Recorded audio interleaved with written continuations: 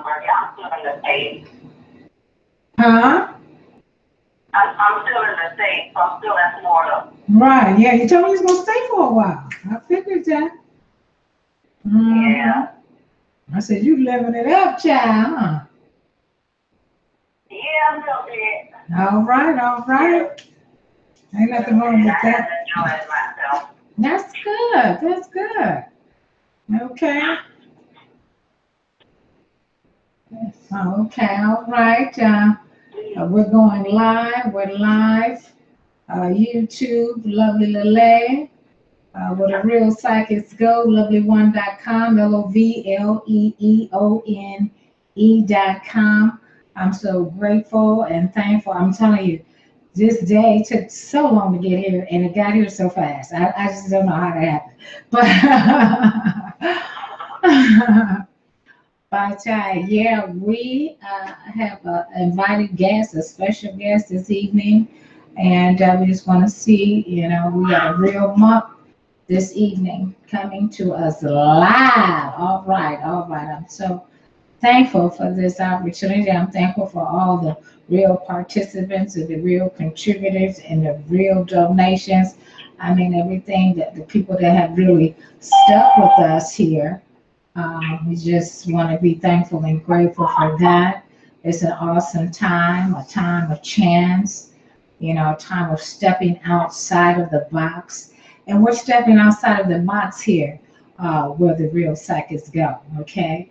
We have been fortunate, spiritually fortunate, to meet a real monk so many times in my spirit of counseling and advising and predicting and prophesizing and telling it like a TI is. I have often said that this life is natural, up and down, and unless you're among way across the other side of the world, okay, you're gonna be, you're gonna feel a little, irritation or frustration, but let's stay cool. Well, I have been, like I said, we've been fortunate to really meet a real monk. And tonight is the night that he will be introduced, and we get to ask him, questions. And so, you know what I mean? I'm just, I'm so happy. And we got the real participants here in the house so far, and giving more people a little bit more time to come on. Uh, yeah, so we can get this popping. So, uh, everybody good? So that's the announcement for today, right? Okay. So, yeah, that's what's up. Greetings. Oh, yes. Harry Ball, this is the real Monk, ladies and gentlemen. Thank you so much for joining us this evening, this Thursday. I tell you, everybody, this is Avita. This is the real Monk that I've been, talking about for weeks. As I was saying earlier, it seemed like this day took forever to get here and got here so quick.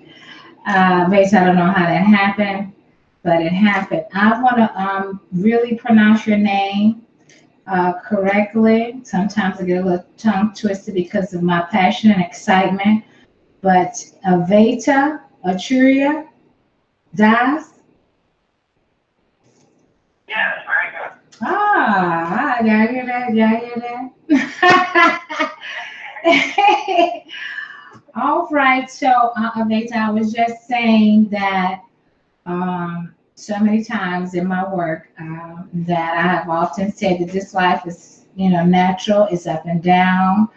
And unless you're a monk from way across the world, you may get a little frustrated or agitated.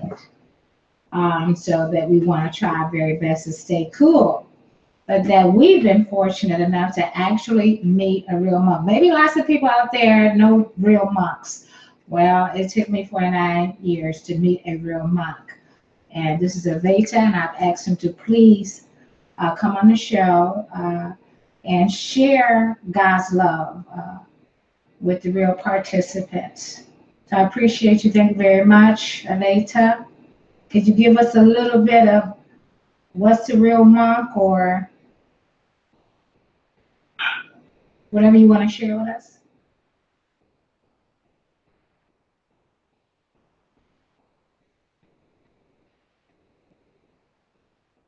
Advaita? Oh, he's been kicked out. What the? See, you know that's that real God love. That's that higher conscious love. It's okay. He'll be right back.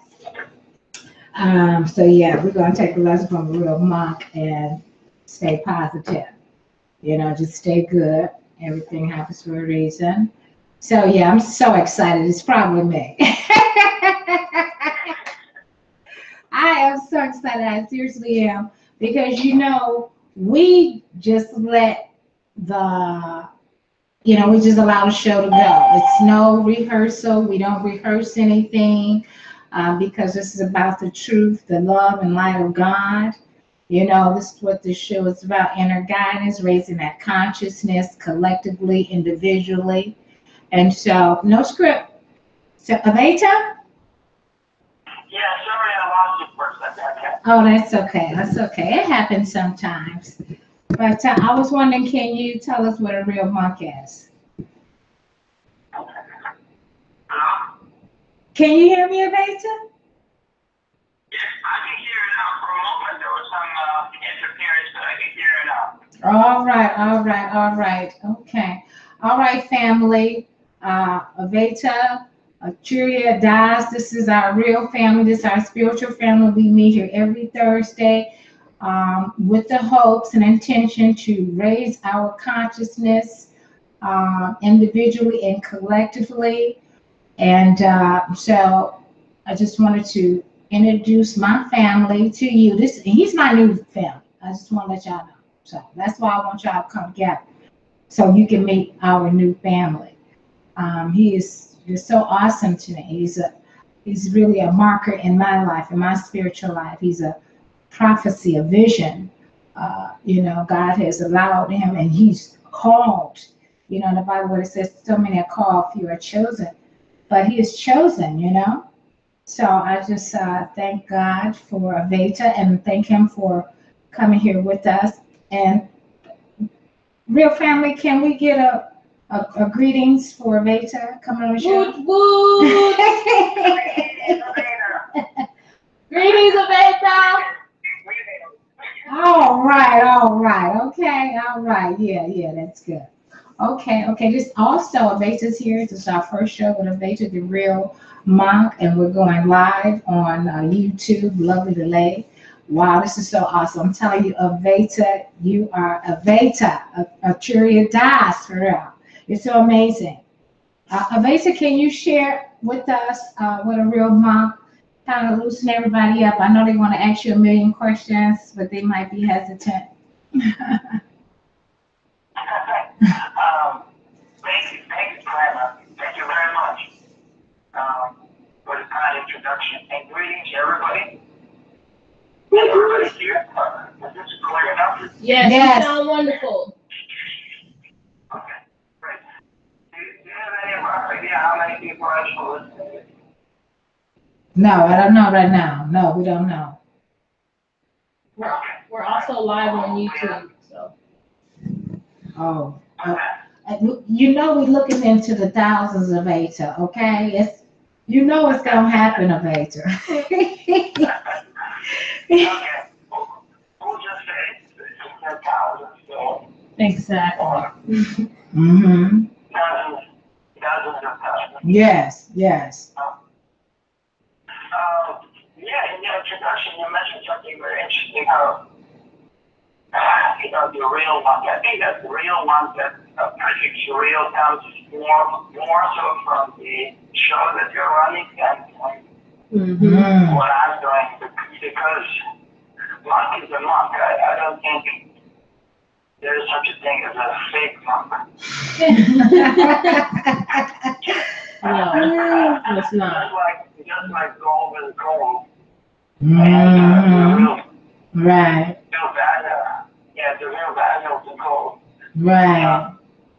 It's universally recognized by everybody. So, Right. actually, one of my teachers,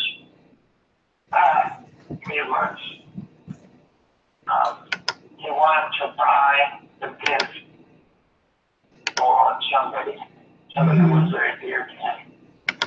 And he went to the store. He wanted to buy the gift.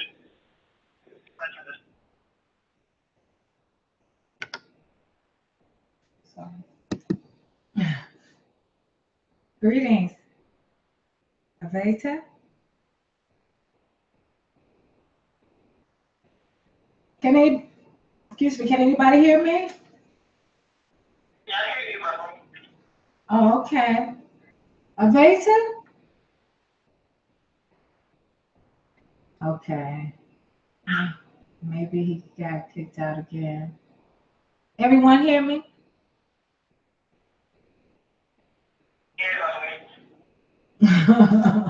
Okay. Wow. Well, a monk is a monk, but he's a real monk to me because you hear things, you hear about things, you even read about things, you watch movies and everything, but you realize it for yourself, and that may be why I'm saying it is why I'm saying a real monk because it's not a faraway place. He's real. He's like a touch him. You know what I mean? It's realized. It's manifested in my life. People can tell you a lot. They can say a lot, but he's a real monk. I mean, he's realized to us. All right. So, okay. So, I don't know what happened. You could hear him so clearly, and then it went loud, and then it went off. So. What was the last thing you heard? Oh wow. That's I know it's not the last thing you said, but what stuck out was that about it's just a monk is a monk, like gold is gold. But you. Oh, you heard the last thing you heard is gold is gold. Yeah, I mean that's what stuck out. Yeah, because I started talking when I couldn't hear you anymore. So yeah, and I was just yeah. It seems like there's interference with the Bluetooth headset. Right. I'm gonna just take that off. Okay. Yeah. And just do the old-fashioned phone. All right, groovy. That's what's up. Great. Awesome. You can hear me good now? Oh yeah, real good. Okay, good. Yes, what I was saying is, yeah, for me, the markets cannot be a big one.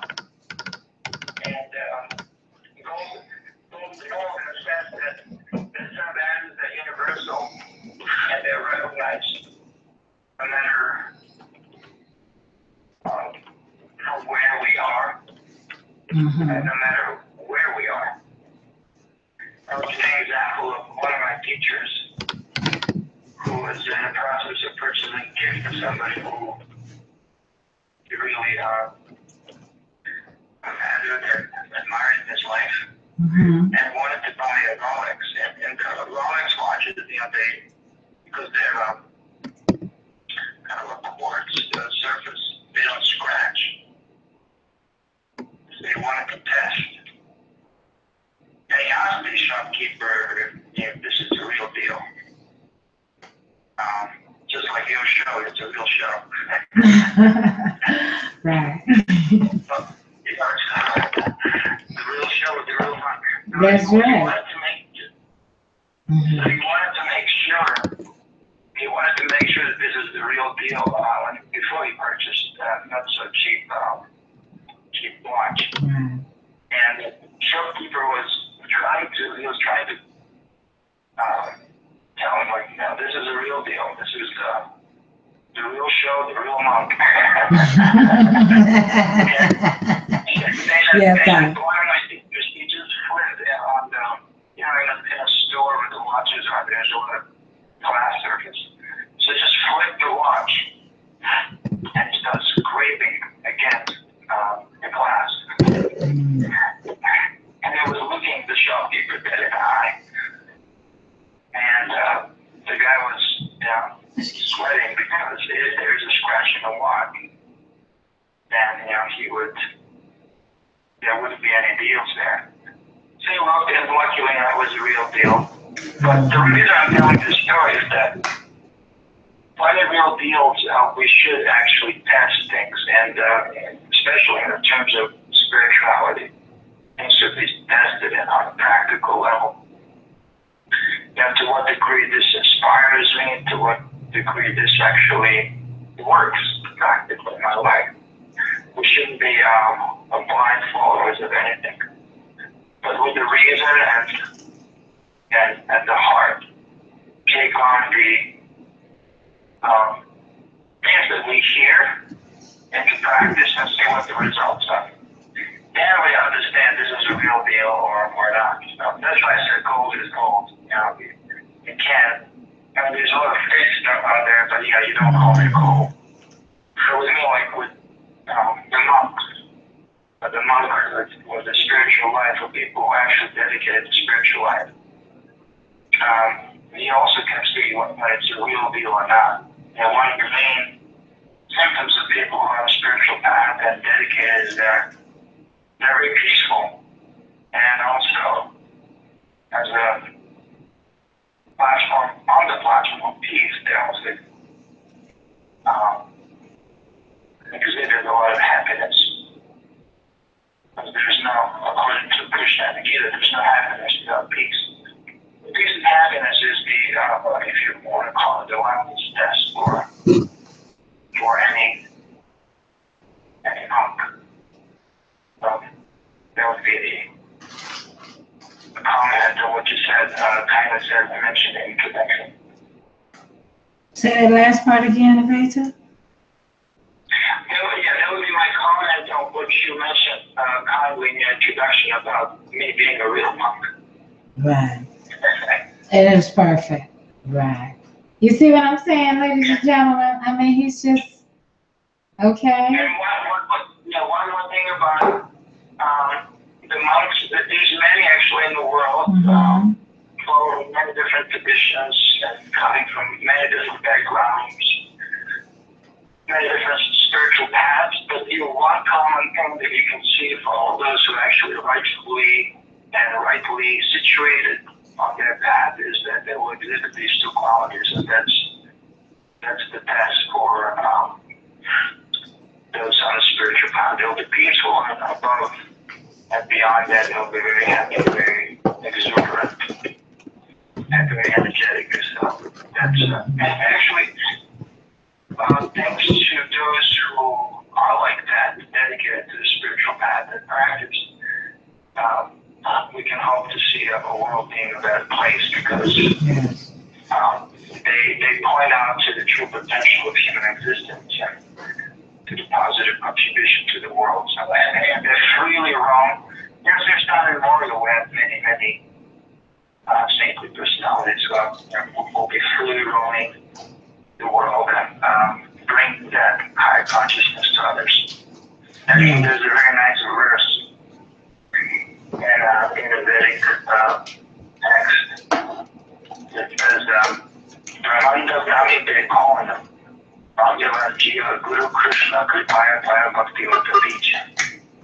And this is a Sanskrit verse that illustrates how fortunate it is to come in contact and come in touch with such a personality. Like in my case, I consider myself fortunate because I've come in touch with my teacher.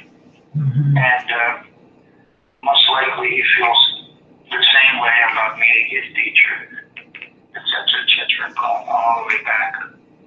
The lineage goes all the way back thousands of years. But meeting such a personality is very, very rare. They said, in Monk Advaita Acarya, since time immemorial, we as living entities, we've been wandering throughout the whole universe.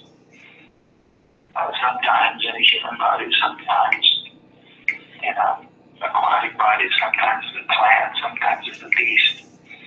Sometimes in a whole different galaxy, and a whole different planet, and a whole different universe.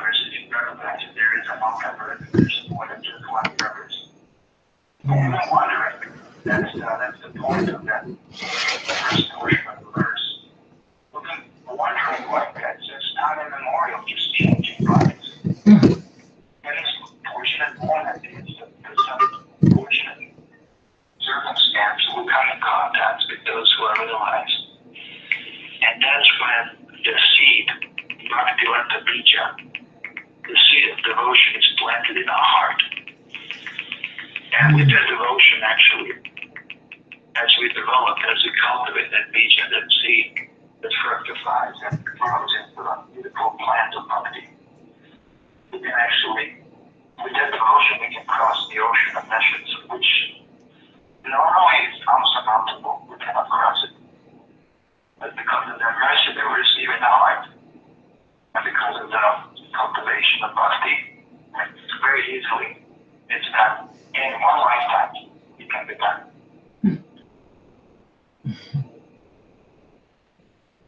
And bhakti is? Bhakti is devotion. Mm-hmm. Bhakti is devotion, devotional service, devotional activities that we can immerse ourselves. Actually, activity can be performed in so many different ways, so many different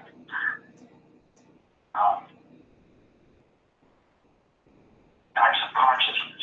So we suggest, as I learned from my teacher, from my real monk, from my real monk, we suggest that you do whatever you do in your life, you do it in that spirit of devotion, for the pleasure of Krishna, for the pleasure of Radha Krishna. Share with us who Krishna is, Advaita. Krishna? What did you say? I said share with us what Krishna is. Oh, are you asking who Krishna is? Yes. Krishna is the Supreme Personality of Godhead. And he is both feminine and masculine, or masculine and feminine. So when we talk about Krishna, we have to speak more precisely of Radha Krishna, or Lakshmi Narayana, or Sita Ram. But we can also speak of Sri Chaitanya Mahaprabhu, who is the latest incarnation of Krishna, the Supreme Personality of Godhead, who appeared about roughly 500 years ago. A little bit over 500 years ago. And he is the embodiment of both masculine and feminine.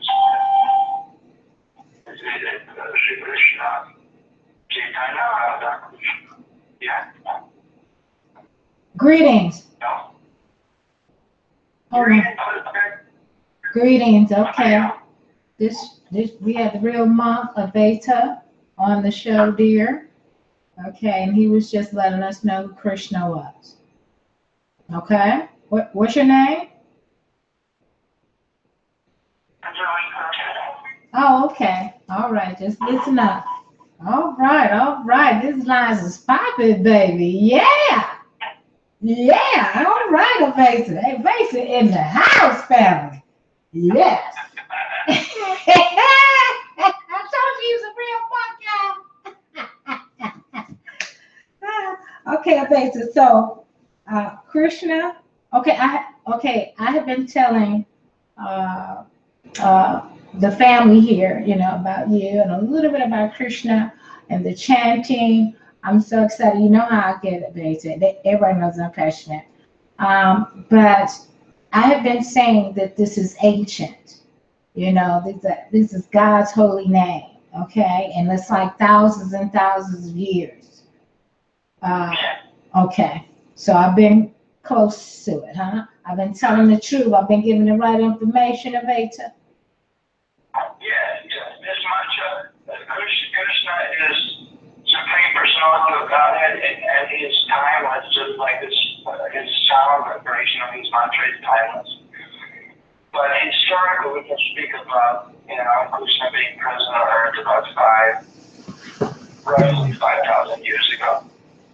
And historically also linguistically it's also known that the texts that are left behind after the disappearance of Krishna Yes. are the oldest language that is known to humankind on earth, and those are the scrolls or texts that are still found in the region of Himalayas, and they're all written in Sanskrit. And Sanskrit linguistically is the oldest language known to humankind. So all this points out to our very ancient, to say at least very ancient culture and civilization that was present. And it was in a complete harmony with nature. When nature actually would cooperate and produce abundance of everyone's sustenance without any indications of struggle for existence. Very different from modern day system that it's completely forgotten to live in accordance to the nature. And as a matter of fact, they're working very hard to destroy the nature and to violate the nature's laws. So there you have it, you know. Yes. As a result, that you have a very hard struggle for existence that pretty much hits everybody across the board from top to bottom. Sometimes people think, oh, he's a big man, he's a successful man. But actually, nobody has made it. Everybody's in the same mess. Yes. A complete disconnection with their true nature of the self and with the nature as another nature. So that's a method. It's not beyond repair. It can still be corrected, but it starts with that internal. Our internal alignment has to transform into practical mysticism. But that's big today. That's big. As we live on. Yes, amazing, amazing. Do y'all hear Vector?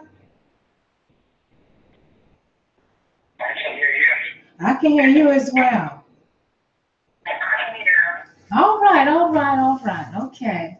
I feel like the introduction has happened, Vector. Now, just let me know. I'm really trying to sit back here and let you take over the show, okay? So is the introduction part over? You want to take some questions, if they have any? Yeah, if there's any questions, I'm here to assist and serve in any way, shape, or form I can. Okay, family. Now, and if you don't have any questions, because if you don't, I'll keep asking them. I have a lot of questions. They already know that.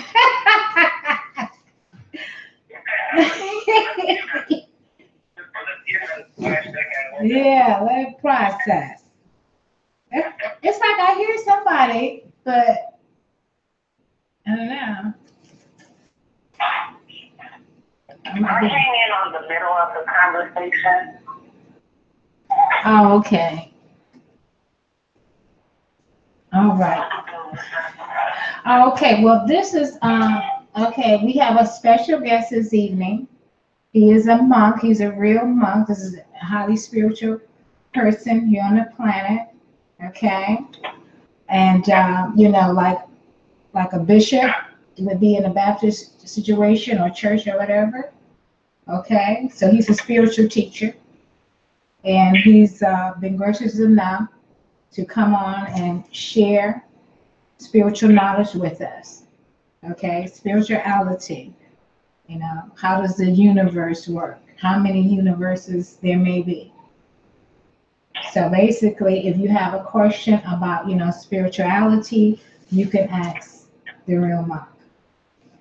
Not will my boyfriend come or something like that, but how to pray to God, how to realize what your purpose in life.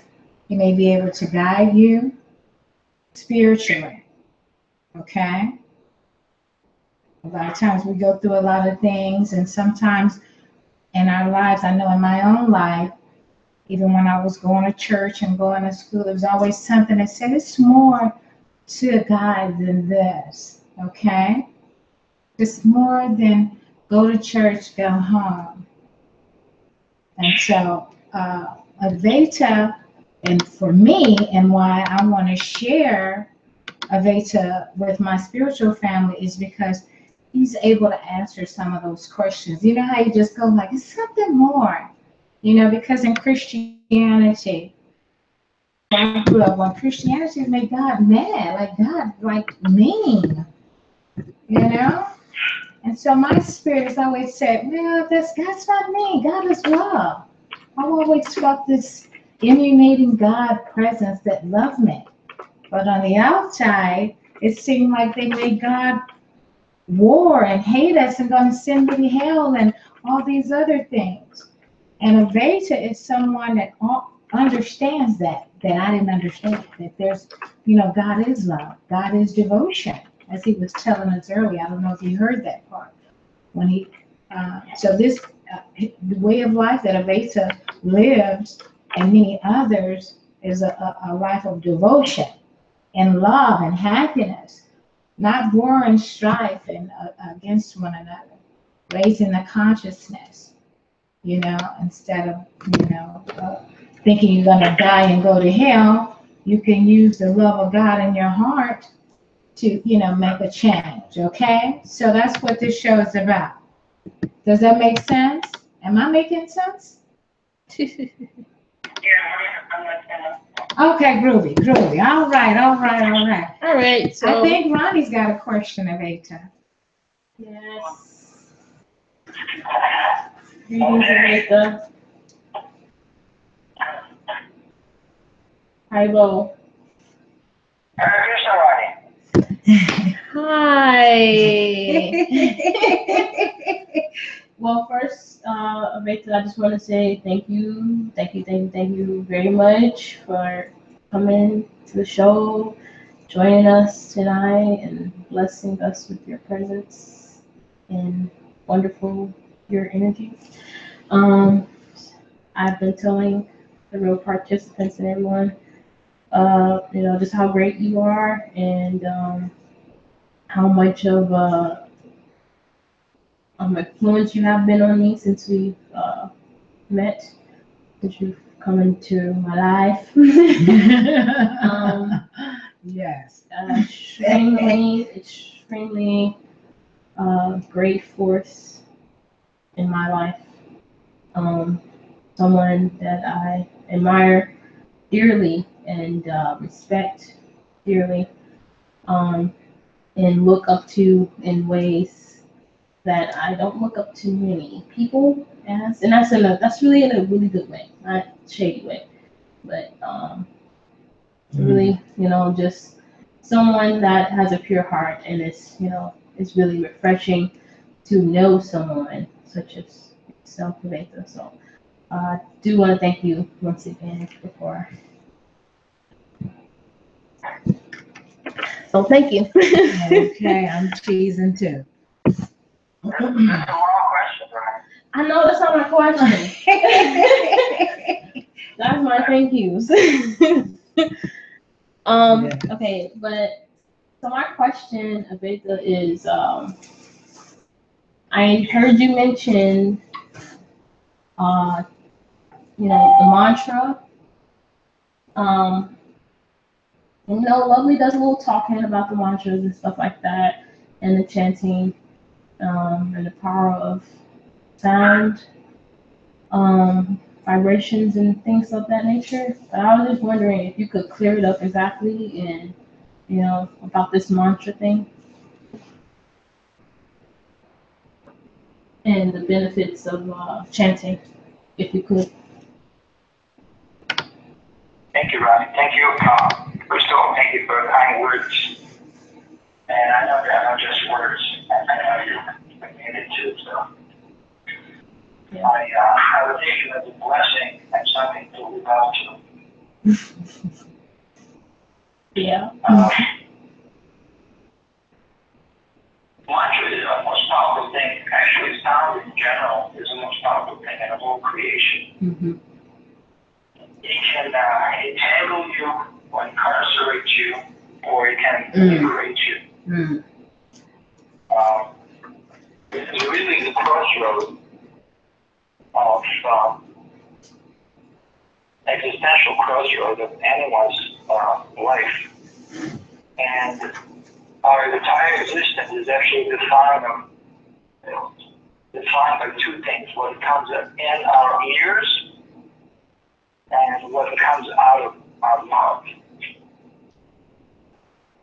And if you want to take a grip on a trajectory of your destiny or your life, you really have to get a grip on those two things by controlling on what comes in your ears and what comes out of your mouth. So that's general statement. Then in order to navigate the safe water, existential waters of upliftment and higher consciousness, of course we need to arm ourselves with higher vibrations. So what are the higher sounds that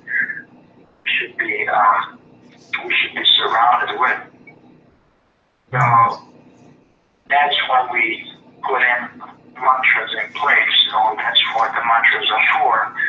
It's the sound vibration that it's of a high nature, and it's specifically designed to uplift and liberate us to the higher levels of existence, the higher levels of consciousness.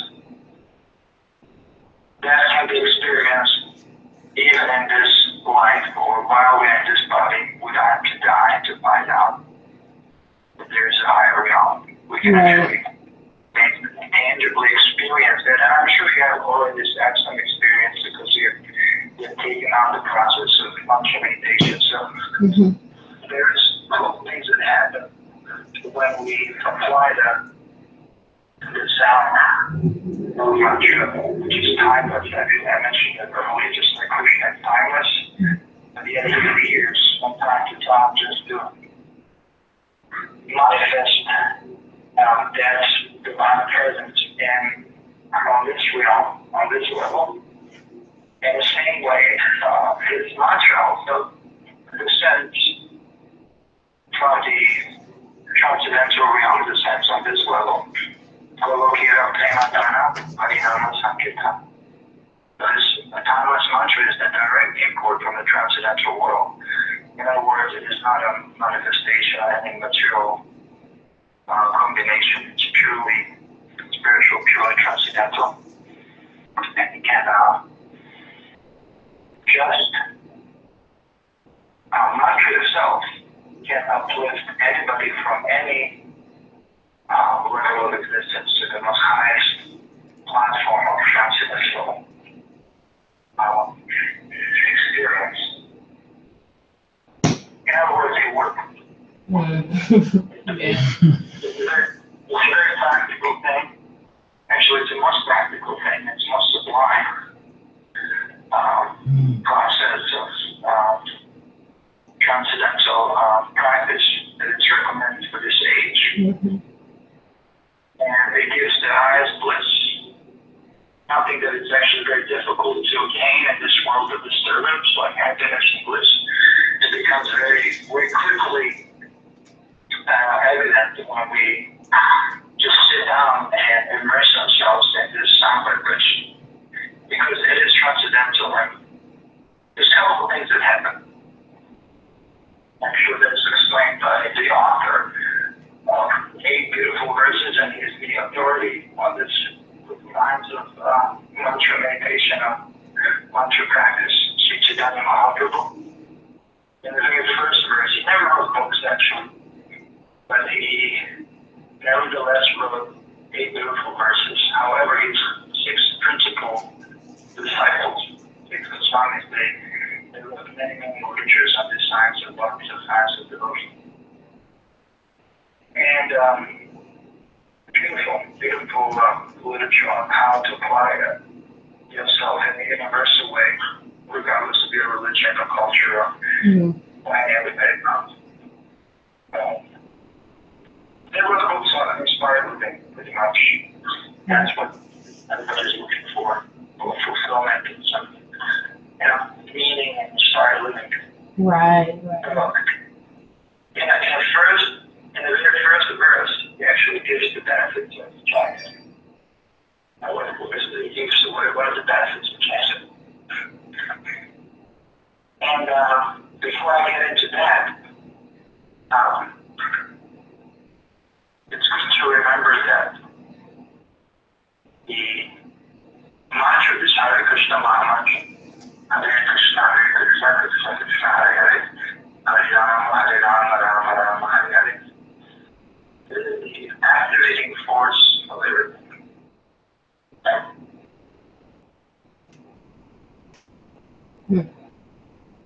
And so when we say the mantra, so we're becoming a part of the activating force? Yes. Yeah, it is the absolute activating force of everything. Yeah, in the beginning was the sound, and we hear that in many traditions. Yes. There was a word, and there was a sound. So this mantra is the absolute activating force of everything. And it has descended, like I said, from direct import from the spiritual world. And it is fully manifested today by everything. See, Krishna's latest incarnation. In this age, just about a little bit over 500 years ago, who has made this mantra available, easily available for the public in general. Right. Prior to that, there were many, many mantras. But after the Chaitanya Mahaprabhu, the golden avatar, the golden incarnation of Krishna, this mantra has become the main force of this new golden age, golden era that we had just embarked on about 500 years ago. So there's a prophecy of 10,000 years of a golden age that we have entered about 500 years ago. So you've been talking about another 9,500 years of this very exuberant time of upliftment and enlightenment that people will be experiencing. All of that due to the presence of this very powerful mantra, the absolute force, activating force of everything that we see around us. So it is not a light thing, so therefore it should be approached by caution. I always tell everybody, in order to, again, it is a practical thing. In order to see the sweetness of the honey or pudding, you have to open the jar and you have to try it. That is experiential. We can't theorize eyes over it. We can't just talk about it. Something that it's experienced. So, I usually tell them you try practicing this mantra for a week, or 10, 15 minutes a day. And then don't do it for a week and just compare, how you felt when you did it and how you felt when you didn't do it. So it's simple as that. One of the benefits of the chanting of the mantra is that it will cleanse the heart of all the troubles and all those heavy feelings that we not only carry around, but we also accumulate on a daily basis. The environment we live in, it's a rather hostile environment. It's not it's not really an environment that we feel at home. And actually, as a matter of fact, nobody remains here or forever. Everybody leaves this place. This is a mancha loka, a place of death. It is not only just the visitors. It is quite a hostile environment. So there's a lot of negative aspects of it. So a lot of mantra does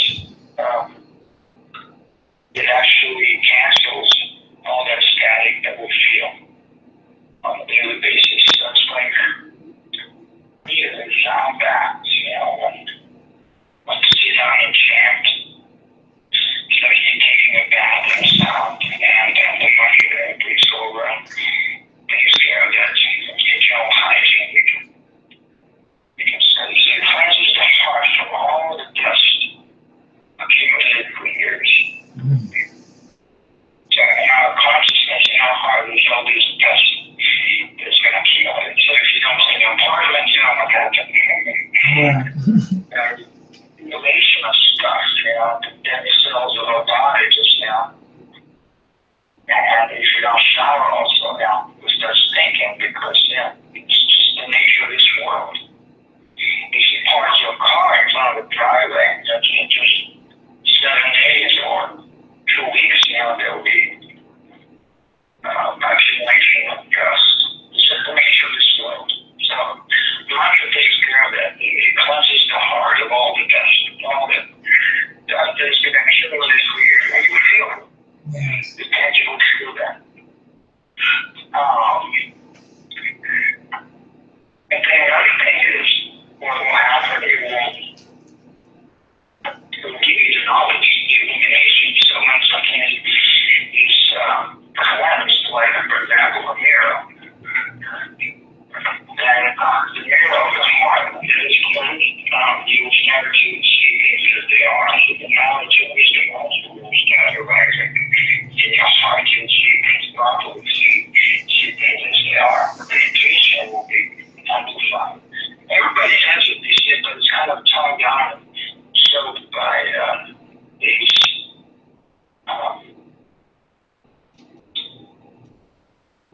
the unnatural coverings that we all feel. So, but that's removed. All of that good stuff kicks in, like wisdom, intuition, just becomes naturally amplified. Yes. So that's one thing that happens with the mantra practice. And the final, but not the last, it gives us the natural, which we're always anxious. That is sense of completion and satisfaction and bliss that we're always anxious for.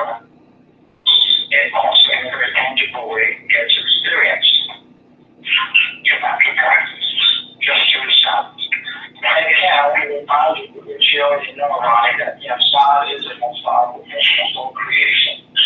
And for anybody who has difficulty understanding that, just turn your volume down when you watch the horror movie.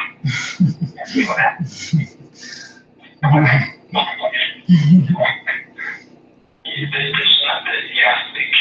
It carries a lot. The sound vibration carries a lot. So therefore, we should always be careful in what we're reading, what we're listening, what we're feeling, and because that directly actually defines your trajectory of your whole destiny and whole life.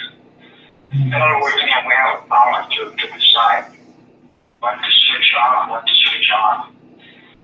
And to create a safe space and environments, at least in our home, if we can't actually make that in a larger scale, but we can start in a small scale, then they can actually amplify and grow, and the sacred space can grow. And ultimately, we carry that in our heart. So wherever we go, we're going to contribute that way of creating a sacred space. Some people will say, oh my God, it's Shwana is such a nice person. It's Shwana. Hang out and be in her association because she's such a nice influence and she has always such a good spin on this. That's the ultimate transformation that we're looking for, is the transformation of the heart. But initially, in the beginning, it's to have that sacred space and create that in our immediate environment so we can be fortified in that way. So, excuse me, Advaita, you can chant this no matter what religion, background, status. You can chant this. Oh yeah, this is universal. It's not something that it's a spiritual practice as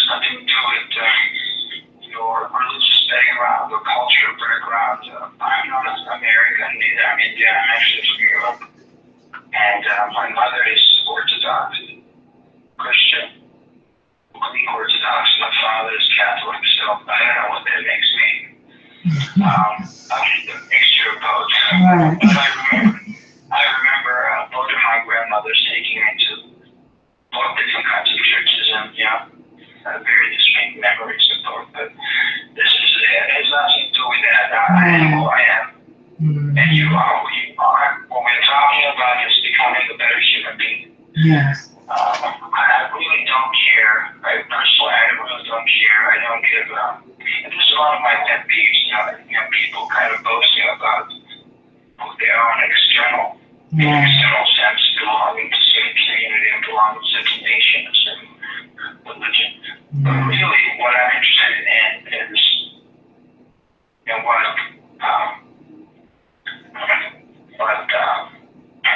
I value is what kind of human being we are. Yes. And how we're treating each other. Yes. Because that really what matters. It kind of disturbs me when people get stuck to externals. And when they actually kind of miss the point. It's a very important point. I think this point is so important to mention because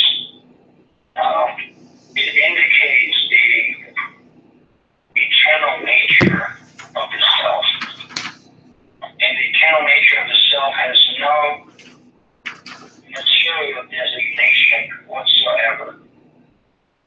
It's a purely spiritual and has nothing to do with anything external. So it's called body or you can call it material designation. I'm not, first of all, I'm not this body, which means I'm not a Christian, or I'm not a Jew, I'm not a Muslim, I'm not a Buddhist. I'm not that. I'm not Croatian, neither I'm fat or thin or small or big or tall. I'm not this body. So all of these, actually, they don't matter on a spiritual path. And this should be a consideration. And we see actually religious people fight. Yes. And they act over something which can only be grasped when we give up all perception of having enemies. That's the irony of the whole thing. Yes. And this is what religion always was. It was full of beliefs with swords and strong opinions. And this world will be a much better and grand place without these. Yes. I think they're outdated belief system. Oh my goodness. Amazing. We really have to take it to another level. We have to take it to another level.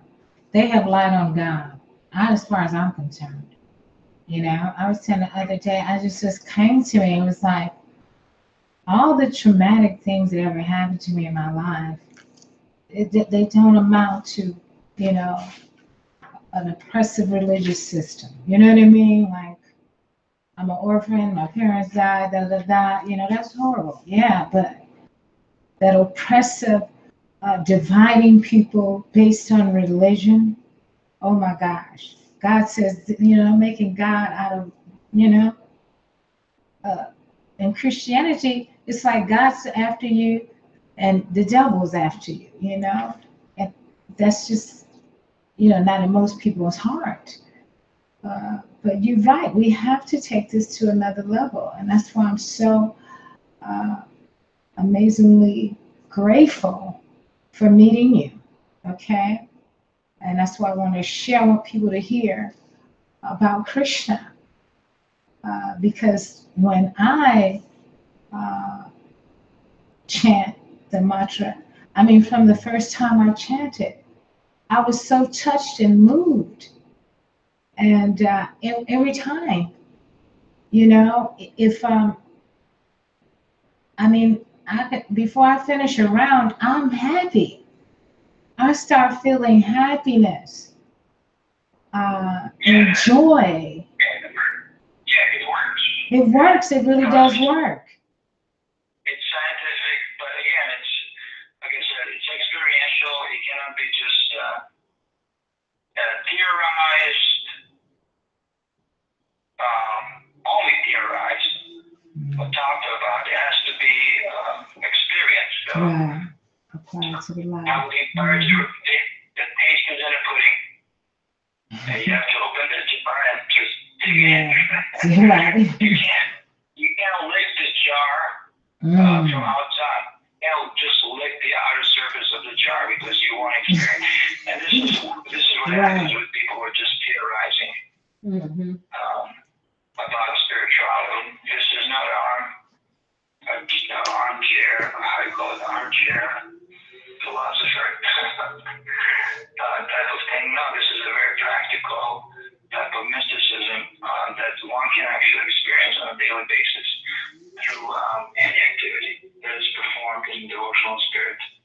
But it starts with the sound. We really have to immerse our consciousness in this conglomerate of sound vibration that comes in this 16-word mantra. And like I said, it will be fair to you, to any future practitioner, and it will be fair to this ancient science and technology to give it a shot. Like I said, do it for a week and then don't do it for a week. It just takes 15 minutes of your time and see how it affects you. It's just fair. It's a fair thing. If you want to test drive a car, you don't buy a new car. You can just buy it on a word of a salesman. Not to call me a salesman because I'm just a real monk. Right. Real deal, ladies and gentlemen. Don't take my word for it. If you're purchasing, especially if it's an expensive car, you want to direct test it, right? Yeah, exactly. You don't shift some gears and you Okay, yeah. That's what I'm talking about. It's shifting them gears because I need my gears shifted. They've been stuck idle for too long, And Krishna shifted them too.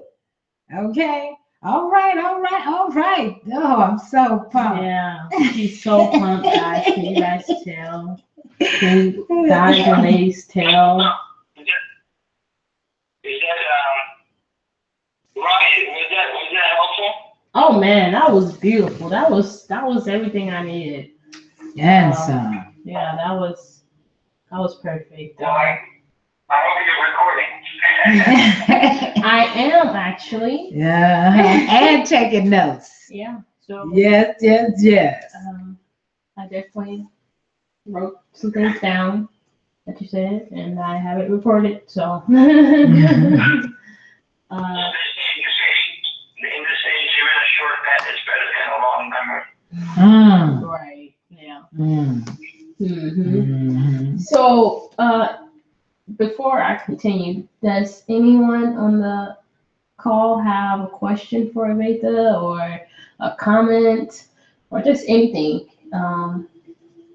If you want to agree with something, please go ahead and let Advaita know that what he's saying is appreciated.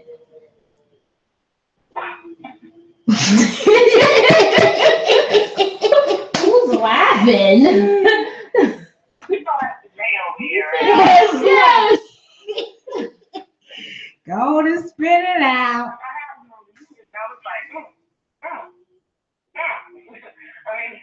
What he was saying was very, what he was saying was very powerful. It really touched me. And that experiment to try it out for a week and then don't try it for another week and just see how it's the difference. And I've done that. And trust me, it's easy business. So I can agree and attest to that. You believe so. What you say, Baker? You believe she's a believer. Yeah, she's a believer. Let me put it like that. But I'm learning and I am a believer, but I am going to attest to that. That it is very powerful and you see instant change once you start to do the mantra. So I'm done. That's the thought. All right now. Wait. So, Janae, do you mind just saying kind of a little bit, when you're doing when you're doing the mantra? Because I've heard you do it. Yeah. I've heard you say the mantra in a whole other room. We told Advaita about you. It completely drew me Yeah. out of that room to where I heard your voice. So I just want to know exactly, or just a little something of how you feel when you're doing it, or just anything you notice when you're chanting this mantra. Okay. What I noticed is, so you guys, I worry. I worry a lot. So, once I start doing the mantras, when I start, getting into worry, I start doing the mantras, and instantly I feel heavy release off me. That my spirits are lifted. I can't really describe it, but my spirit is lifted. Like a weight has been lifted off of me. And then I feel very happy. Like demeanor changes instantly. And as well as how I speak and how I feel. So that's what you hear. Yes, love it. Thank you so much. Right. I truly appreciate that. You're welcome. Advaita, I wanted to say, okay, someone will say something? I'm sorry, lovely. It's Janine. I'm no more too. No more. Oh, okay. And I just said today, this is just something else you come back to yourself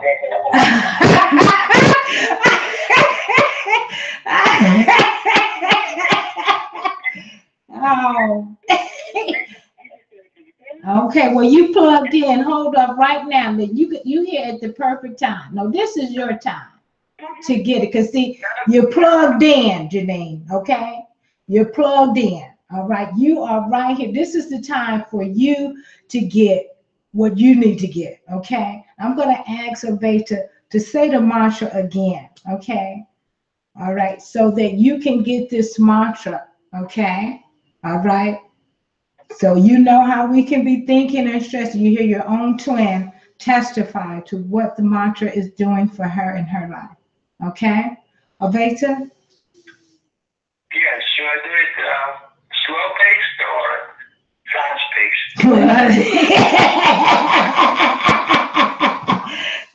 Okay, slow paced. But me and Ronnie want you to go in, but you will maybe before you leave, you'll get a little, but slow pace. This would be her first time, some other people first time hearing it. Because there's some people that haven't been on in a while and some first timers as well. So here's a suggestion. I'll say 4 words at a time, and I'll give a little pause in between so you can repeat it also. So call and answer. Yeah, it's call and response, right?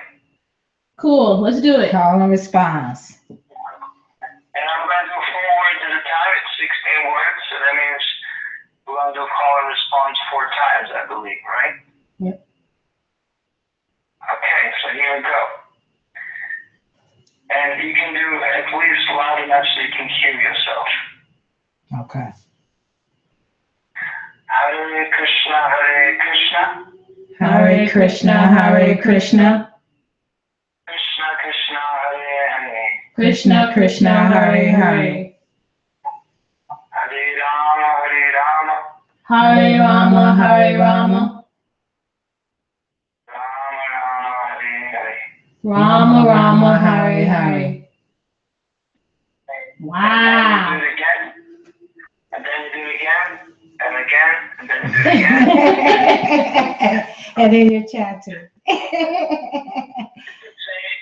the same mantra in a loop over and over again, and it becomes a meditation after 5 or 10 minutes. It becomes a meditation into that kind of groove of the mantra, and it just takes your consciousness to a whole It It sure doesn't just does. take your consciousness, it takes care of your consciousness.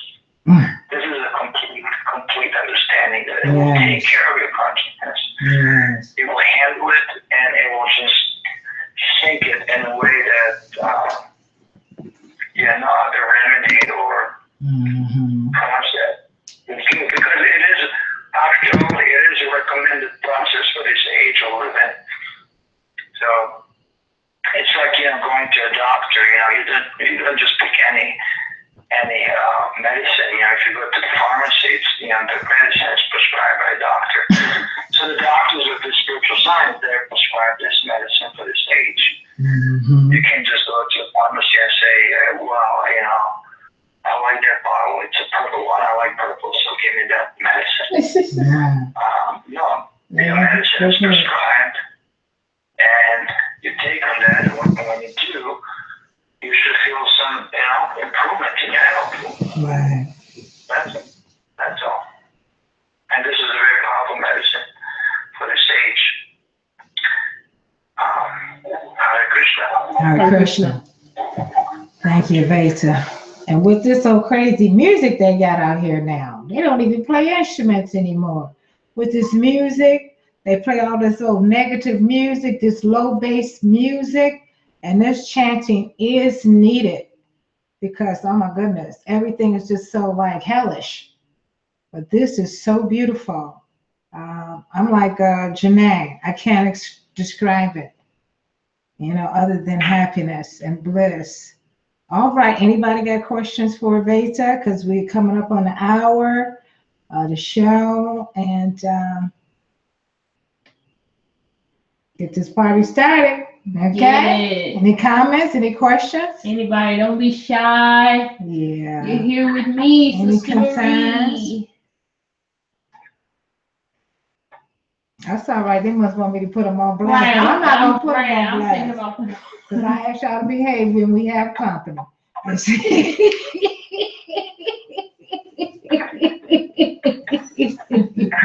Yeah, that's okay. All right. All right. The door is open. Okay. I have a question. How do you think of? I find a challenge of being consistent. I want to know how you stay consistent. Is there a question to Prema? No, that's for you. Oh my goodness. That's for you. Is the question for Prema or? That's for you, Advaita. No, it's for you. It's for you. And who's asking?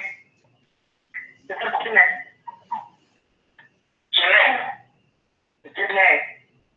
Janae, where are you from? New York, Brooklyn. You're from Brooklyn, okay. Well, greetings, Janae. Thank you for the question.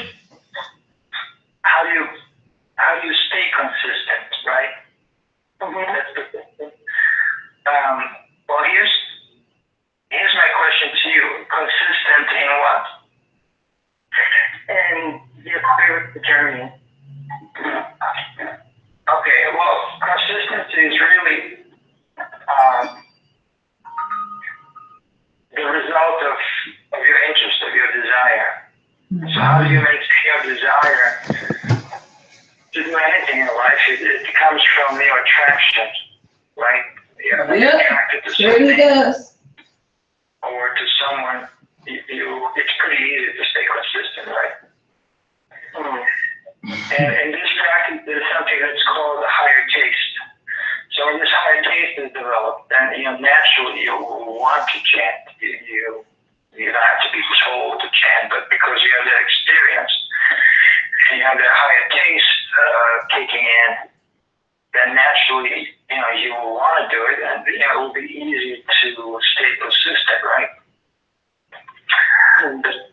The problem is that the times they will struggle with consistency is those initial times until we develop the higher taste. And could you say that last part again, please, Advaita? or the times when we struggle with consistency is before we develop the higher taste. It's the times when we struggle, right? And it's due to that absence of higher taste. It's kind of, you kind of doing things in a dry sense. There's nothing really there, but you have faith and you trust that this is working and you should be doing this. So it's kind of hard to maintain consistency that way, right? But when you develop the higher taste, you look forward to it. Right? So, in other words, when this example of jaundice is given, when one has a jaundice, the sugar is the medicine, right? Did you know that? No, I didn't. If you have a jaundice, the sugar is the medicine. So for a jaundice person, when he takes some sugar, it's actually bitter. The sweetness of sugar cannot be experienced. It tastes very bitter. I don't know, something happens with the tasting buds. They kind of alter, or they kind of get screwed up a little bit. So the jaundice disease person, he takes some sugar, but all he tastes is bitterness. However, because the physician has prescribed that medicine, and because the patient or that person has a faith in the physician, he continues to take on the sugar because of his faith in the physician. He trusts that physician is the authorized one. He knows what he's doing. Maybe he has some experience with the physician from before, that he has healed him from some other health disturbances, so that the faith is solid. And he takes on that sugar, although it actually tastes very bitter, because of his faith in the physician. He keeps on doing it with a discipline in a timely and fashion of 3 times a day, morning, midday, and evening. He takes on the sugar with a discipline. He actually, somewhat borderline, has to force himself or herself to take on the sugar because it's very bitter. Along the way, as he's taking on the medicine, there are glimpses of getting better, and he gets glimpses of sweetness of the sugar because the taste buds are also getting back to normal. And so, in order to address this, how do you stay consistent? I would say in the beginning, you will be required more discipline and be more rigorous towards yourself to do it, although sometimes you might not feel like it, but you do it anyway. I have to be honest with you, sometimes I don't also feel, ecstatic when I chant, because I have still a lot of impurities to work on myself. But I do it anyway because I know the process is working, and every time I do apply myself with the discipline, there is a tremendous benefit and reciprocation from Krishna. Because, it's a real process of purification, and we're in a hospital for the heart. So not everything will be, roses and sweetness on the spiritual path. We'll enter something that is called, dark night of the soul, or that personal katarza, purification, and or as we call it, anartha nivritti, or the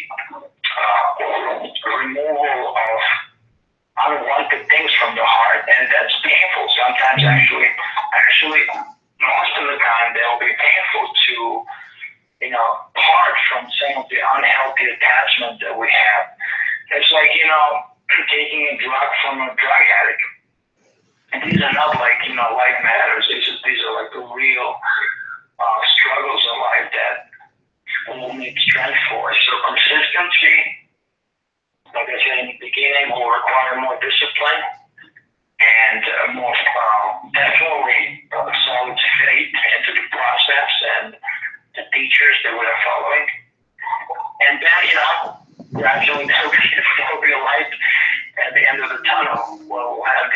glimpses of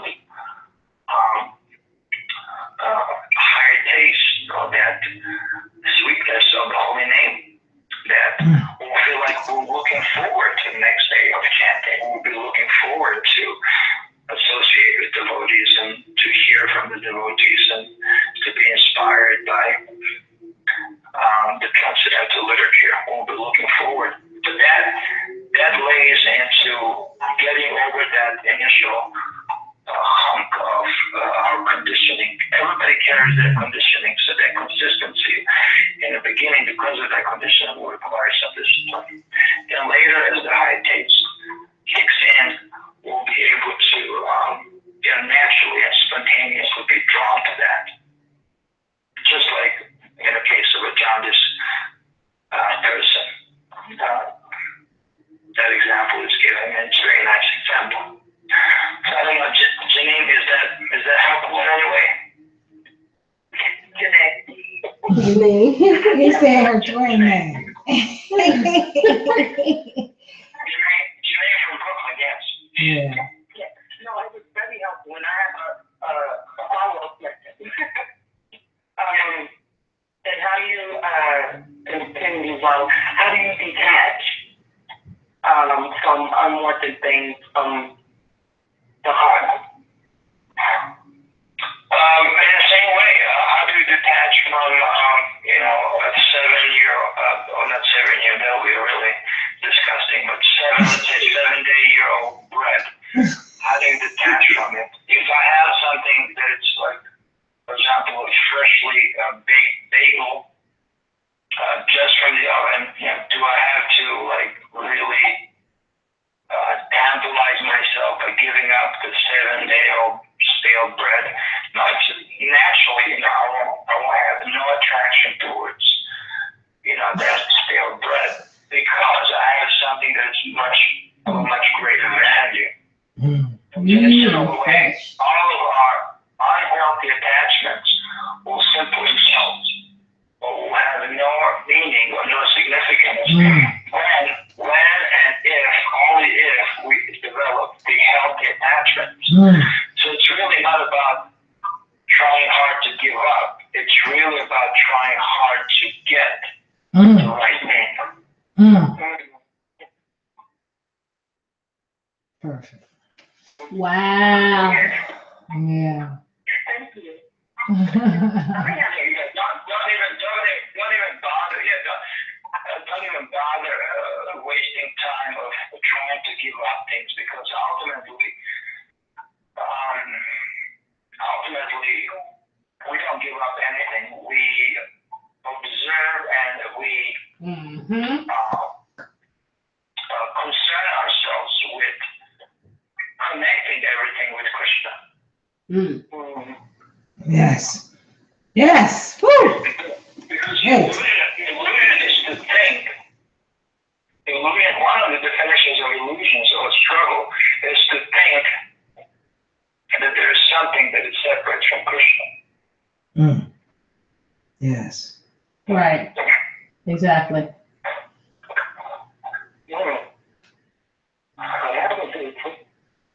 So you can share Krishna, because everybody got Krishna anyway.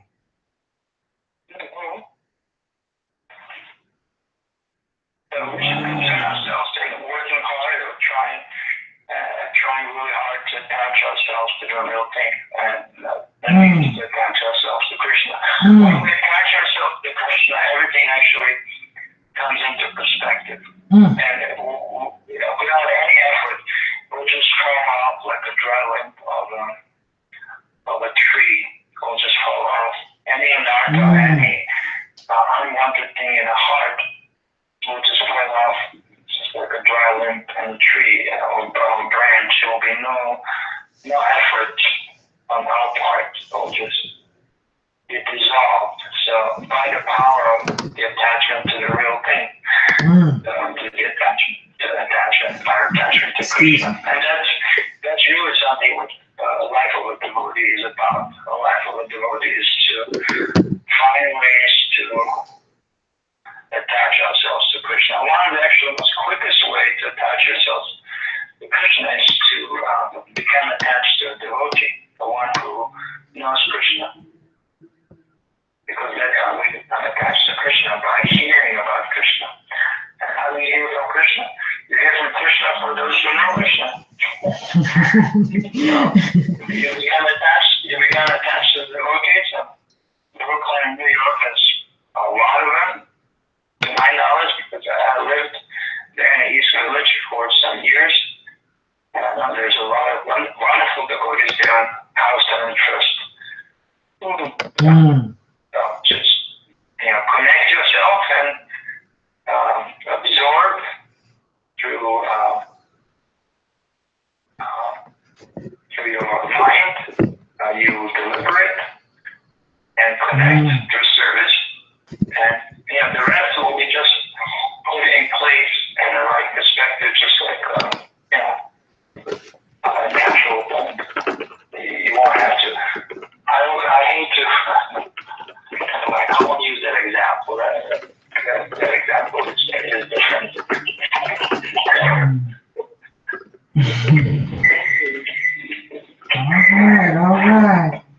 All right. Awesome questions, Janae. Thank you so very much. Anyone else have a question or comment for Advaita?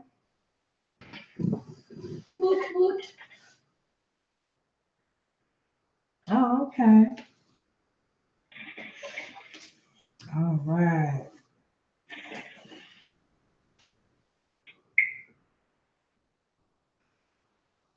Going once. I'm looking into this like ASAP. I know you know that, right? Because I need this in my life. Right. Yeah. We all do, huh? Either everything is clear or nothing is clear. No, it's clear.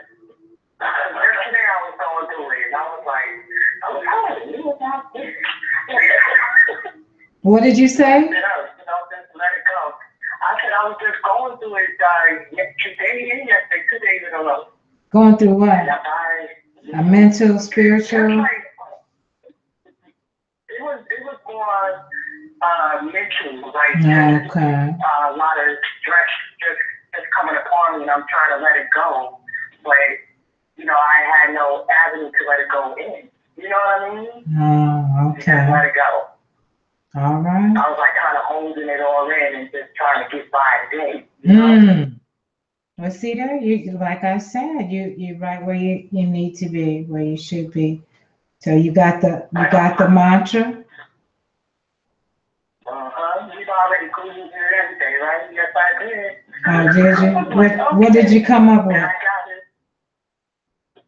Oh, well, a whole different lot of articles and stuff is coming up, but I was in driving too, so I couldn't. Oh, okay. All right. Okay. Groovy. So did you have a question, or you just wanted to make that comment? I wanted to know it because I'm definitely incorporated.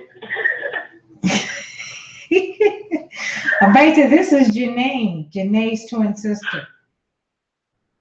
Janine, yes. Oh, there's a Janine and Janae. Yes. Yeah, so when you say Janine, right. Okay. Right. Oh, okay, so there's actually they're twin sisters. Yes. Yes. And you guys are both in Brooklyn? I just moved out of Brooklyn. I'm in New Jersey now. Oh, you're both very fortunate. There's many wonderful devotees there in both New Jersey and New York area. They're very fortunate. It's just a matter of making the connection. Who is older? Janine is older. How do you know? About 5 minutes, but I'm still older. Okay. How do you know you're older? Your birth certificate. You see, they say everything is a matter of perspective in life, right? Mm-hmm. I want to drop a bomb right now. Go ahead, drop it. Drop it. I'm gonna Please. You know how they say you're older because you came out first 5 minutes after you came out the second? Well, because the second one came out second, that means she was conceived first, right? That's what I was thinking. That's right.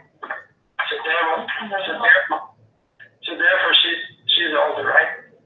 Wow. Ooh, Janae, what you gonna do with that? Ain't that close? Ain't that close? Let's tell them every day. Get your stuff. I can't believe Janine is quiet. Yeah, she's like, whoa. She's not gonna get the And Janae is talking. It's usually reversed. Huh?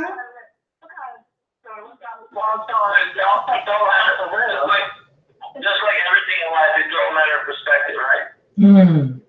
I'm just saying to say you're both wonderfully equal. And I'm just saying the truth. You don't fight over who's older and who's younger. That's something that we don't. That's something definitely that we don't fight over. I can tell you that. That's something.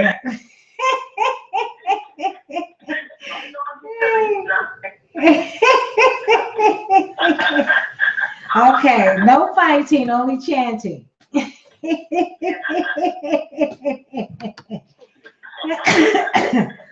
Well, I was tickled over that one. I'm telling you, that tickled me. Yes, I loved it. Thank you, Victor, for dropping the bomb on the twins.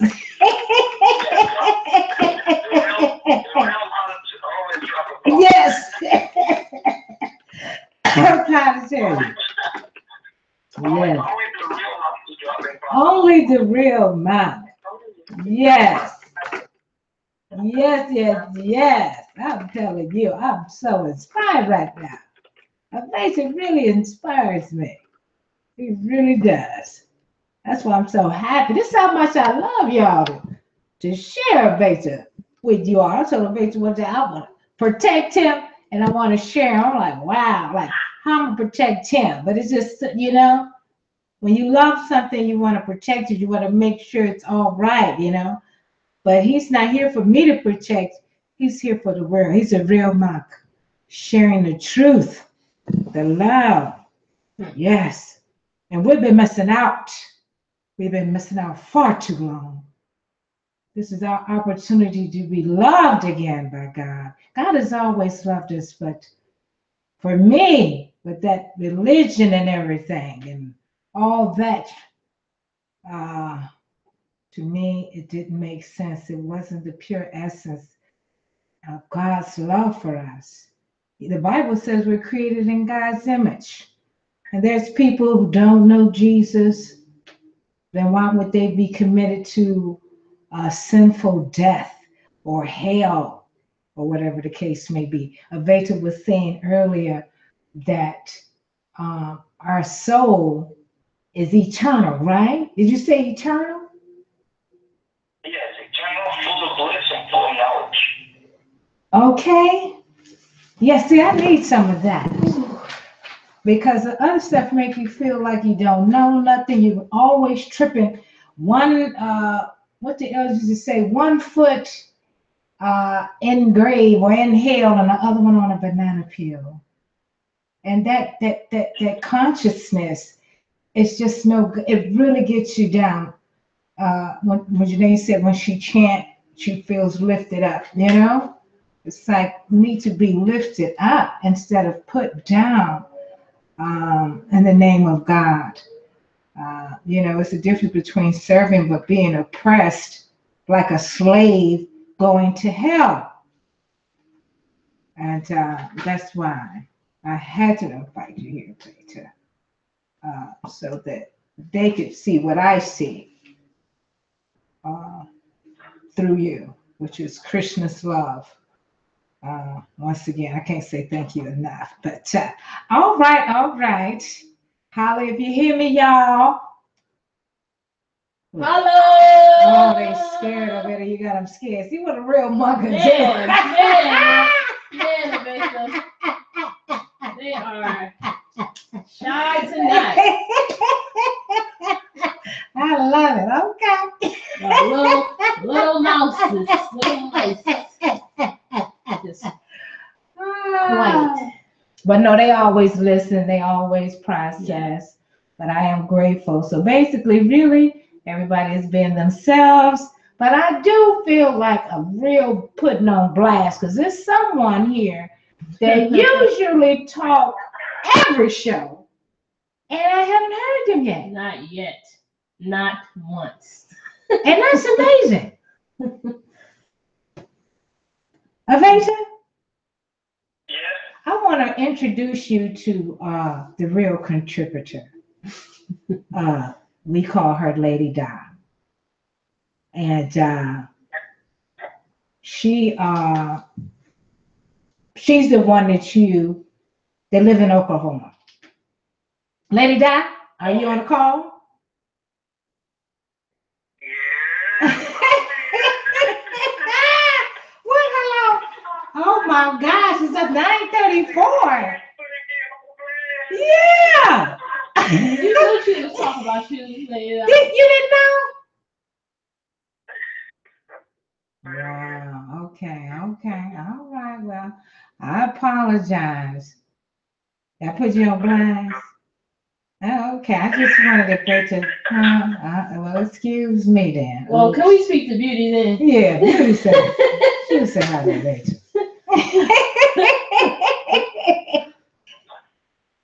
She probably sleep right now, but Yeah. You sound sweet too. yeah, I've been getting my rest late today. Oh, okay. You know, I have some things planned out. Oh, okay. Well.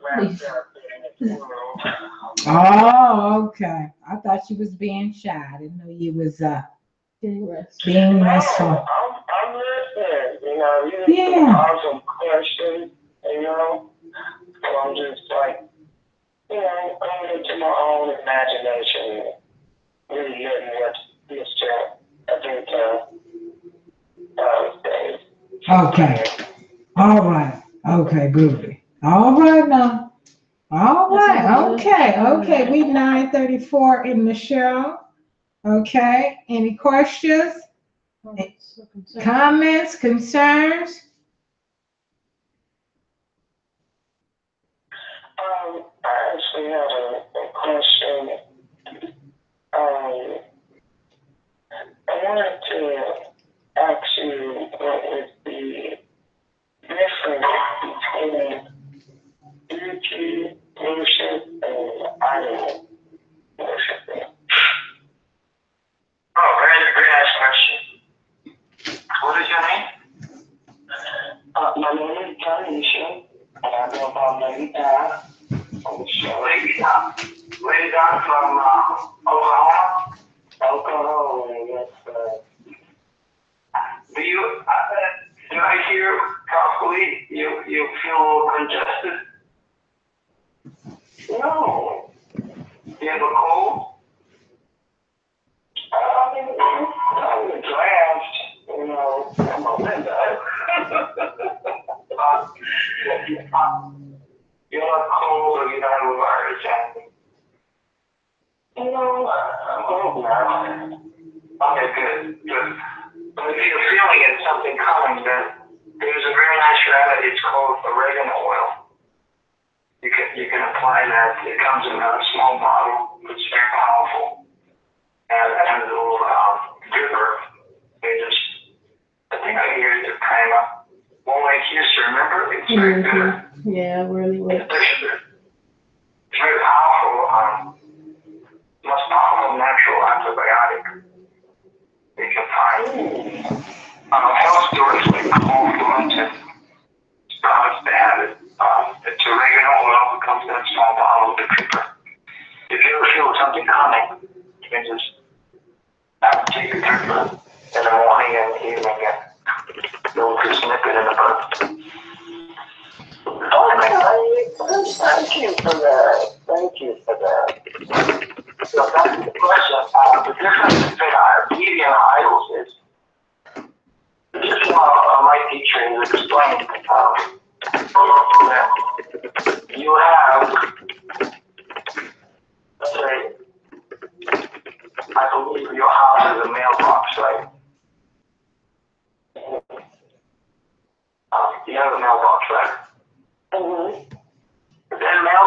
is authorized by the U.S. Postal Service. Right? Whereas it's authorized by the U.S. Postal Service. If you put your letter in the mailbox and you hit that flag, your letter will reach the destination.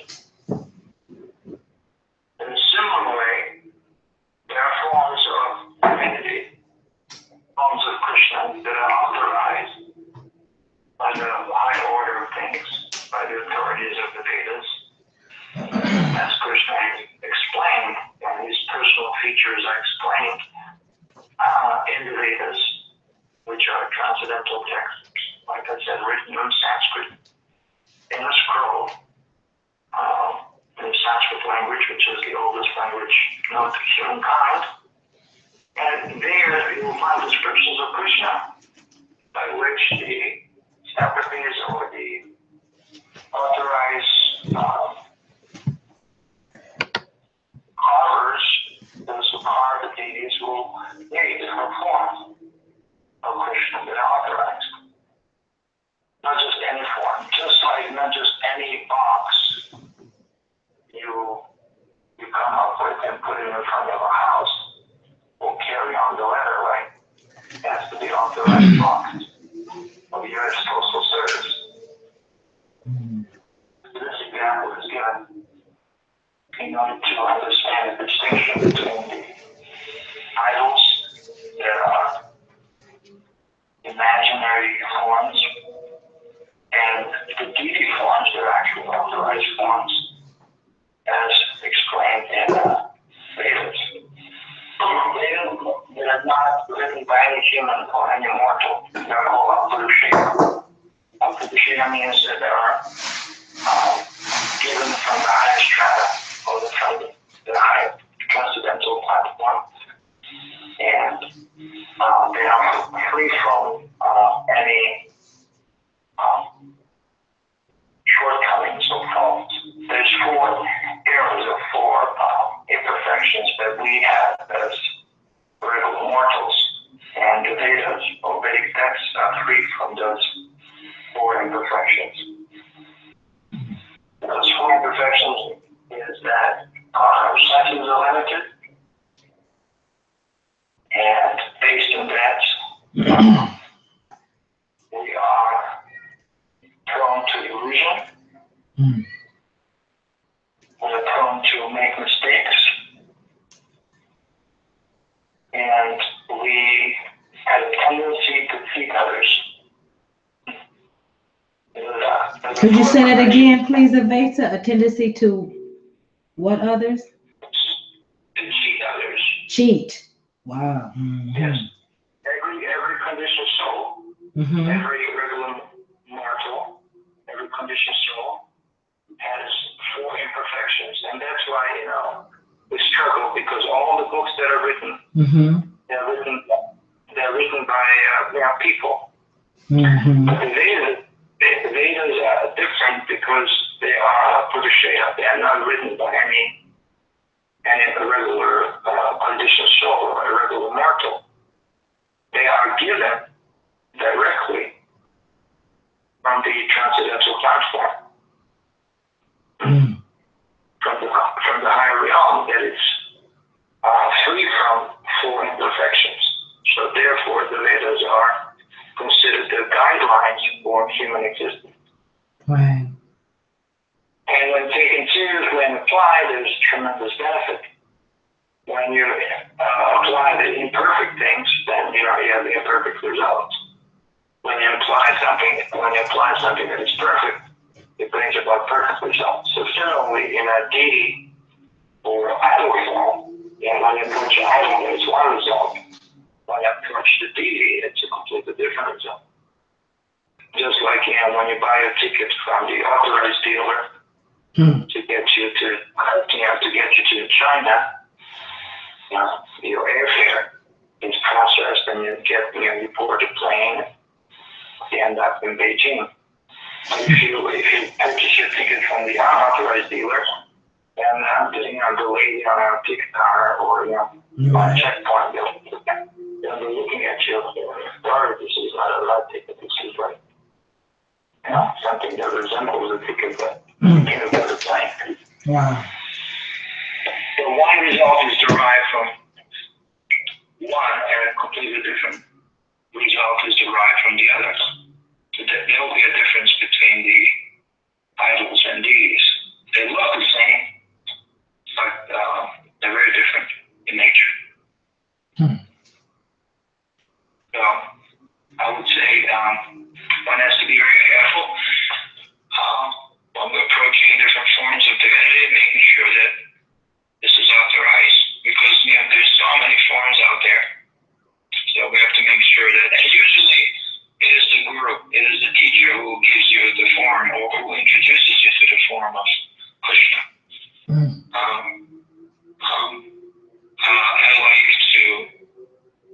I would like to highlight that we shouldn't be looking for this or that form. We should be actually looking for a person, a living person, living student, who can introduce us to Krishna, and that is the proper way. Krishna gives you a guru, a teacher, and then teacher gives you Krishna. That's the proper way of going about. Amazing. And then it's called your Ishtadeva, or your personal form that you can attend to. Because Krishna has many forms. He comes in so many forms, but the real deal is when we get introduced to our form via medium of the teacher, your guru. And that's when the connection is real. So, that is awesome. That was a very good example with the, about, so, I'm definitely seeing things a bit clearer, because I was reading a book called Chanting Be Happy by the very, very funny. And they were saying how God is a person, and some people would say, God is everything, or the Creator is everything, and He's in everything, and He's everywhere. And so then He would take any type of form, and if He did, then we would have to see Him in the image that, like you said, is authorized, or something that, we can be more related to. So it started to make sense a little bit better, when you explained it to me. So I want to thank you, Mr. Advaita. Yeah, you're very welcome. Yeah, people say God is everything. God is everywhere. He's not in a temple. He's not in a deity. How can you actually say Krishna, who is unlimited, can actually just be in a deity form? Because this form is limited. But they don't understand that the form of a deity is also unlimited. We cannot box Krishna in that way, that when he might, or limit him in any way, that when he manifests in a deity form, that we can say, oh, he cannot do that. So he's present everywhere, but he cannot be present in a deity form. That's philosophically inconsistent. People feel that, why are you going to the temple? God is everywhere. But if he's everywhere, he's also in the temple in deity form. Right. I have a question, Advaita. With Hare Krishna, did hallelujah come from that? I'm not sure. Linguistically, I wouldn't dare to comment, but I would have to look it up, the meaning of that, and then most likely. It sounds strange to me. It said like sometimes when I say Hare Krishna, it's like I hear hallelujah. I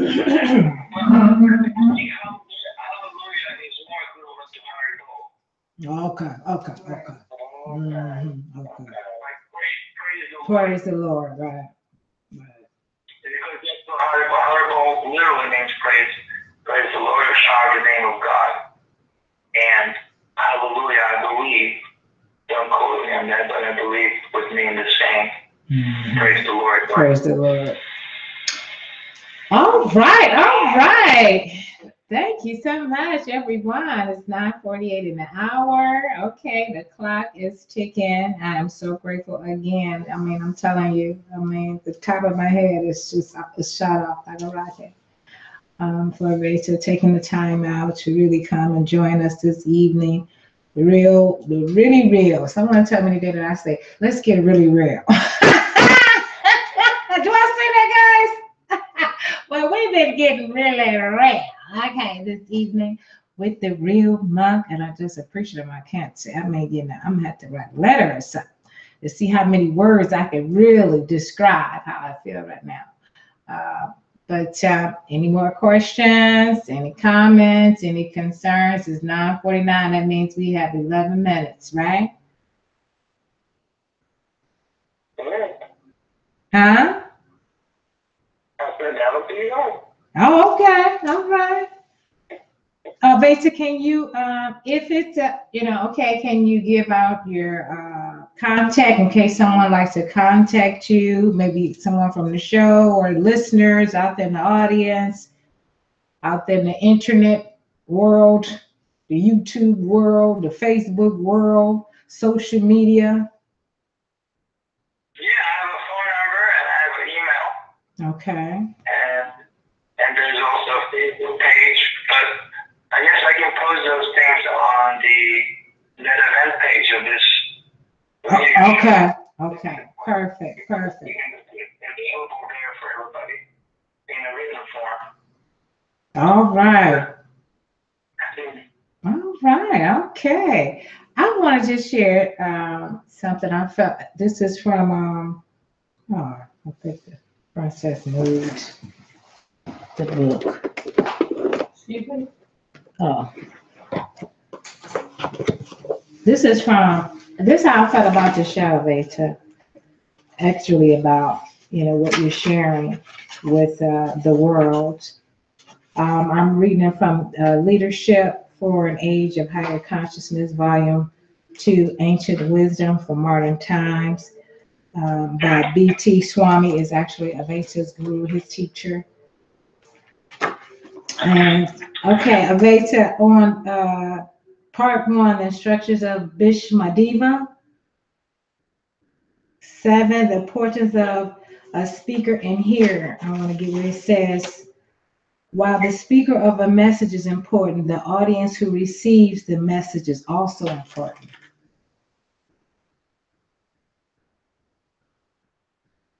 Can you repeat that again? Okay. While the speaker of a message is important, the audience who receives the message is also important. Oh yeah, absolutely. Yeah, that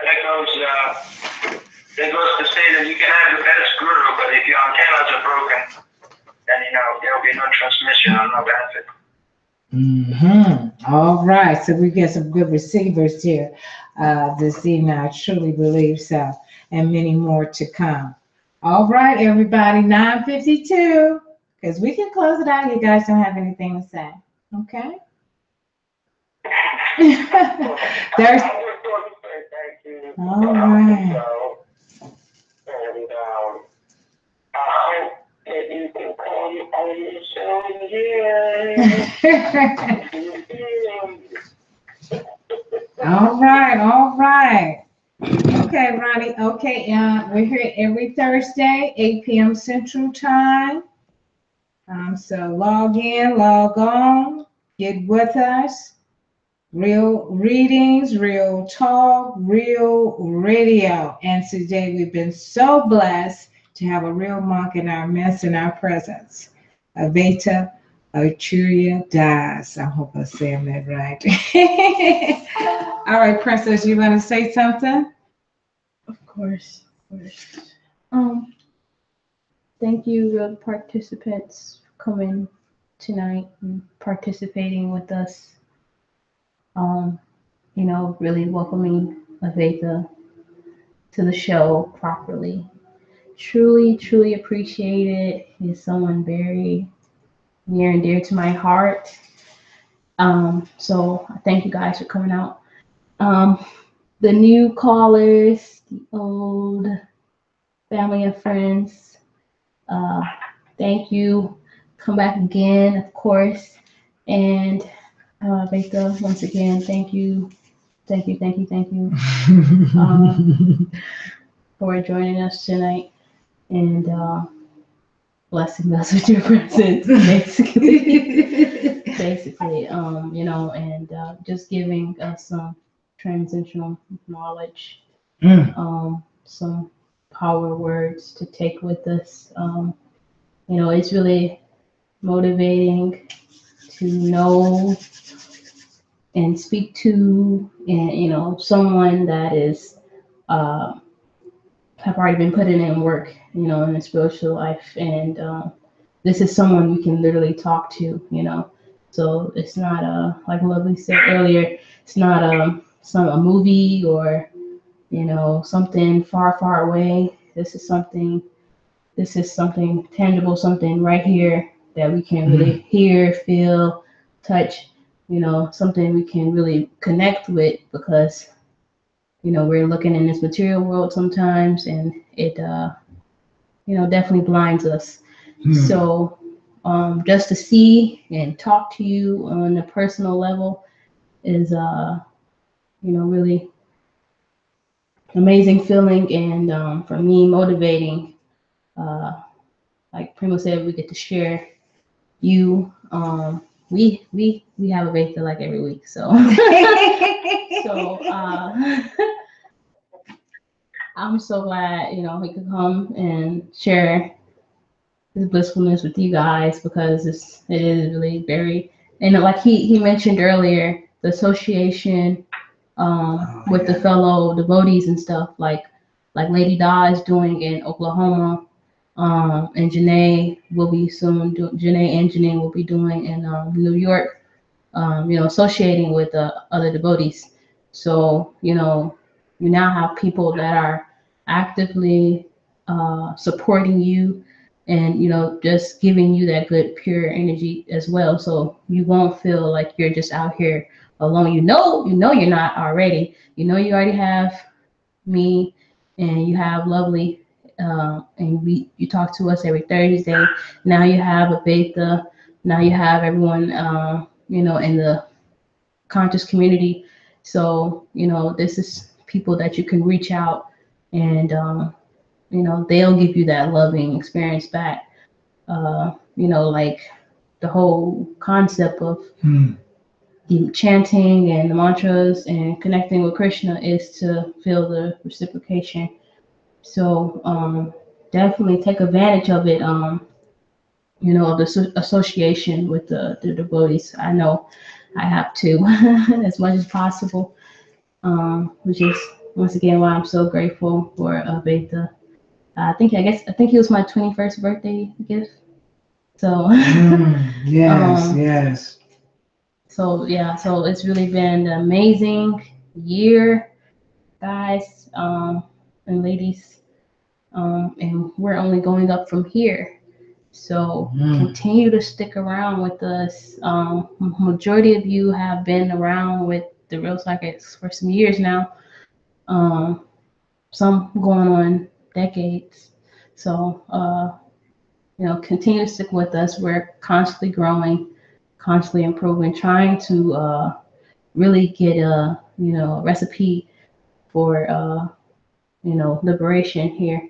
So we're doing our job. We're trying to do our job. We're out here working, guys. We doing it, baby. We're out here working. We're really out here working. And just by the grace of God, we stumbled upon the Veda. And he has really been, like I said earlier, really a huge force for me. I know, really extreme force, because it's like you just got it, you almost got it. It's like you're missing by that inch, you know, and it's something, but it's not quite it. And, you know, I don't know, it's missing a little salt, a little pepper. But with the Veta coming in, stepping in, and, you know, kind of taking us by the hand and, you know, leading us just a little bit to the right, we've, you know, we found the answer to a lot of our questions.